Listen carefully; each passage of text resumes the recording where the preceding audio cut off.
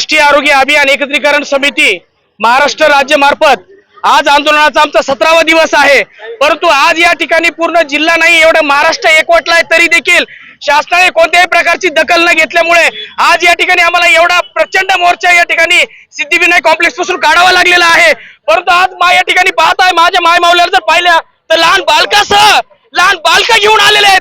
काहीच्या बालक आजारी आहेत, परंतु शासनाला कवा जाग येणार आहे? या ठिकाणी दवाखान्याची अवस्था जाऊन बघा, या ठिकाणी बालक मृत्यू पडत आहेत, बरेच पेशंट रेफर होत आहेत, तरी शासन कुठल्याही प्रकारची दखल घेत नाही। शासन ही सगळी आकडेवारी लपवत आहे। ही आकडेवारी कवर लपवायची? आमच्या मागण्याला कधी दाद द्यायची? काल एक शासन आयुक्त मार्फत एक सर्क्युलर आलंय की याच्या 7 दिवसापर्यंत याचे आंदोलन वापस घ्या, नाही दिलं तर यांना नोटिसा द्या आणि नोटिसा देऊन यांना कार्यमुक्त करा। म्हणजे आम्ही काय भाजीपाला आहेत का इथं? भाजीपाला आहे की सकाळी घेतला दुपारी खराब झाला तर संध्याकाळी फेकून द्यायचा म्हणून? आज 17, 18 वर्ष 20 वर्ष झाले आमची या ठिकाणी सर्व्हिस झालेली आहे आणि शासन आमच्याकडे दुर्लक्ष करत आहे। आजपर्यंत दुर्लक्ष करत आहे।